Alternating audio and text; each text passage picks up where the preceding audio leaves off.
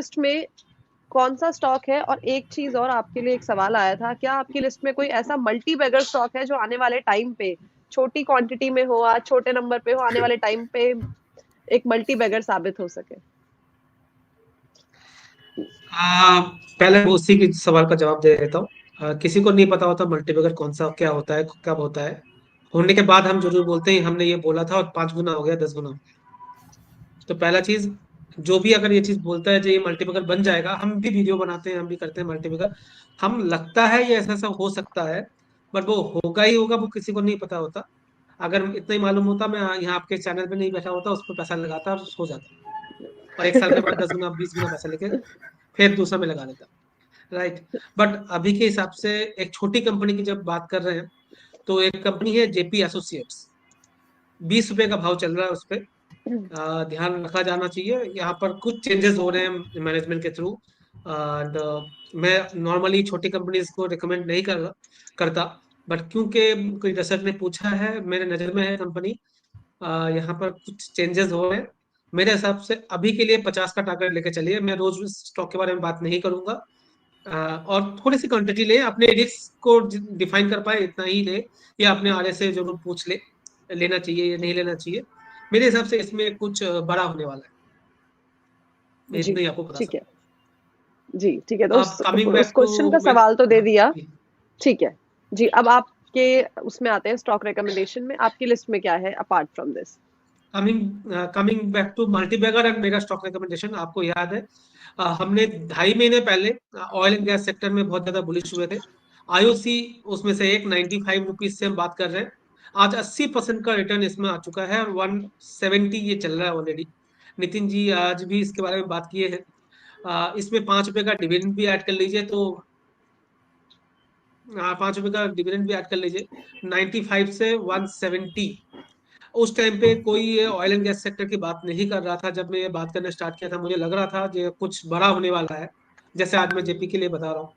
तो अभी भी ये ऑलरेडी मल्टीपल हो गया, राइट। 3 महीना अगर मैं, अगर आपको 80-90% मिल रहा है, तो और क्या चाहिए। आप इंडिया न्यूज में अगर जुड़े हुए हो तो आपका पैसा बन रहा है। मैं तो ये जानता हूँ। मैं और कहीं जाता नहीं, यहाँ पर आता हूँ। नितिन जी कहीं जाते नहीं, यहीं आते हैं। अनिल जी भी, मुझे नहीं पता वो कहीं जाते हैं, यहाँ पर जरूर आते हैं। तो अगर यहाँ पर जुड़े हो, आपको मिलेगा स्टॉक। चाहे मैं मल्टीपल वर्ड यूज करे या ना करे, अच्छे स्टॉक मिल जाते हैं। बीपीसीएल देख लीजिए, 270-80 से 570 हो गए।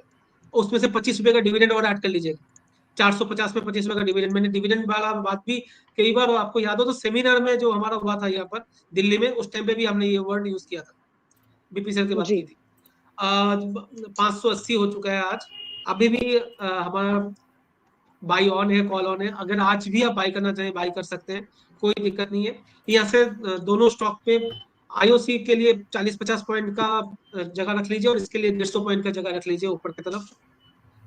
तीसरा जो शेयर हमने बात की थी, हिंदुस्तान पेट्रोलियम, हमने 3 ही कंपनी की बात की थी पेट्रोल में। अब वो देखिए 270-80 से वो भी 450 के करीब अभी चल रहा है। And ji. कंटिन्यूअस अपमूव है, और अब मैं बहुत ज्यादा बुलिश हूँ इन तीनों स्टॉक्स पे। 500, सॉरी जी। 500 हो गया है, मैं 2 दिन से देखा नहीं था।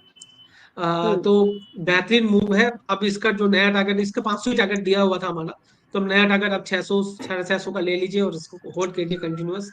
अपने हिसाब से अपना स्टॉप लॉस बढ़ा लीजिए। अब जी, आते हैं ठीक है। बजट से क्या मिला, उससे मैं क्या स्टॉक आइडेंटिफाई कर पा रहा हूँ।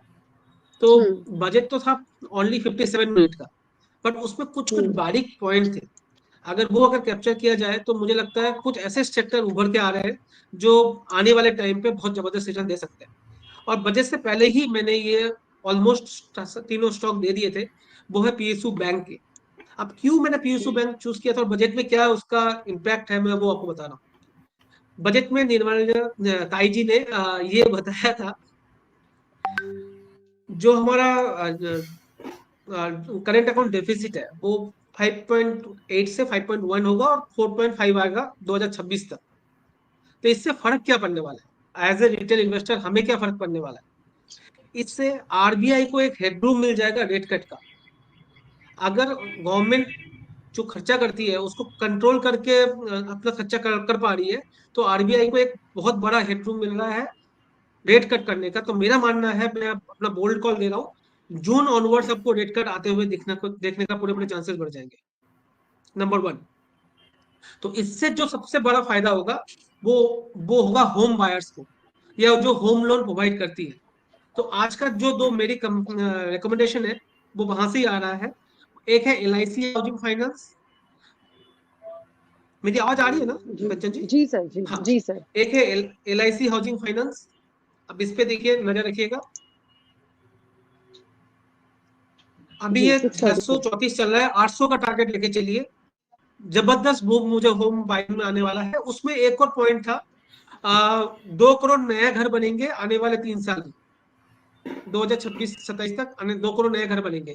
तो छोटे जी मझोले जो घर बन रहे हैं उसमें गवर्नमेंट की LIC हाउसिंग फाइनेंस का दबदबा ज्यादा है लोन देने में। तो एक ये स्टॉक आपको नजर में रखनी चाहिए, मुझे लगता है ये स्टॉक अच्छा रिटर्न आपको देगा। दूसरा है रिप्रो होम फाइनेंस। सर, अब मैं विप्रो। होम फाइनेंस के थीम को आप लोग, हाँ, रिप्रो होम फाइनेंस के थीम को आप लोगों के कस्टमर को सुझा रहा हूँ। आने वाले टाइम पे ये दोनों सेक्टर में हो सकता है ये स्टॉक, हो सकता है और दूसरे भी फाइनेंस कंपनीज आप देख सकते हो जो अच्छा है। मैं ये दो अभी बात कर रहे हैं हम लोग। रिप्रो होम फाइनेंस, रिप्रो के दो है, 450 वाला आपको चुनना है, ठीक है, 470 वाला। जी जी सर। इस पर आप ध्यान रखिए, इसको आप 600 रुपए का टारगेट शॉर्ट टर्म में लेके चलेगा। तो पहला तो फायदा ये होगा। दूसरा, जो ये डेफिसिट कम हुआ है, इससे जो बॉन्ड है, डिवेंचर है गवर्नमेंट का, उसमें एक बड़ा मूव, बाहर से पैसा आने वाला है। उससे वजह से जो PSU बैंक्स है उसको रीरेटिंग और ज्यादा मिलेगी। तो इसलिए हमने लास्ट वीक भी और उसके पहले वीक भी PSU बैंक का बात बोला था। कैनरा बैंक में प्राइस टैग सब दिया हुआ है। हमने 440 में बात की थी, 530 हो गया है 3-4 वीक के अंदर। तो कैनरा बैंक, आप देखिए UCO bank, union bank, Canara bank अभी 520 चल रहा है, 600 का टारगेट लेके चलिए। यूनियन बैंक खोलिए आप, यूनियन बैंक 150 के करीब चल रहा होगा, 153 हो गया। हमने 138 में इसकी बात की थी। मुझे लगता है 180 तक ये जा सकता है। और दो प्राइवेट बैंक भी दिया था हमने। एक दिया था साउथ इंडियन बैंक, वो था 34 रुपए का, अब चल रहा है 40 रुपए। और अभी भी आप ये सारे स्टॉक अभी भी ऐड कर सकते हैं। और आज के लिए नया स्टॉक मैंने LIC और रिप्को होम दिया है। साउथ इंडियन बैंक 40 चल रहा है, मुझे लगता है ये 45-55 जा रहा है। और तीसरा करूर वैश्य बैंक, ये हमने 60 रुपए से सुझा रहे थे, अभी तो 190-200 जाके आया है, 190-93 चल रहा है। इसको वापिस हमने रीइंट्रोड्यूस किया था अभी लास्ट टू लास्ट वीक, 160-65 में बात की थी 2-3 वीक पहले। अभी 190-99 चल रहा है। मुझे लगता है ये स्टॉक भी 240-50 की तरफ जा रहा है।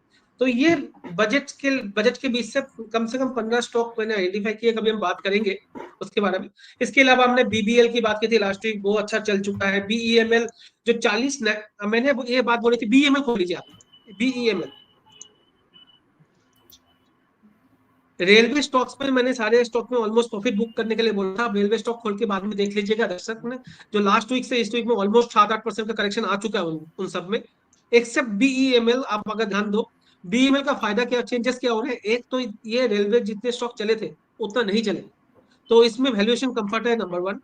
नंबर 2, वंदे भारत टाइप के 40,000 कोच चेंज होने वाले हैं। जो स्लीपर जो कोचेज हैं उसमें, जो स्लीपर कोच अभी जो ट्रेनों में चल रहे हैं उसका जो चेंजेस हो रहे हैं, वो वंदे भारत टाइप के स्लीपर कोच बनेंगे। ये जो नया नया आया है उसका सबसे बड़ा बेनिफिशियरी BEML बनेगा। लोग टिटागढ़ जी वागड़ में जा रहे हैं, टेक्सटाइल में जा रहे हैं, बट BEML को सब भूल रहे हैं। BEML सबसे बड़ा प्लेयर है इस चीज में। और मेट्रो में भी, मेट्रो का भी अनाउंसमेंट हुआ था, सिटीज में मेट्रोज का फैलाव और बढ़ना है, तो उसमें BEML पायनियर बिजनेस है।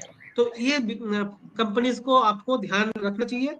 और जितने भी स्टॉक मैंने बोले, ज्यादातर स्टॉक मेरे पर्सनल पोर्टफोलियो में हो सकते हैं और मेरे क्लाइंट के पोर्टफोलियो में हो सकते हैं। तो प्लीज अपना रिसर्च जरूर कर ले, या अपने क्लाइंट्स को जरूर पूछ ले, या अपने आरए को या अपने एडवाइजर से जरूर पूछ ले। जी, ठीक है। तो स्टॉक रिकमेंडेशन आ गई है। इसके साथ ही साथ जो पहले के स्टॉक रिकमेंड किए गए हैं ऑलरेडी, उसमें किस तरीके का परफॉर्मेंस देखा गया है, वो सारी जानकारी दे दी है।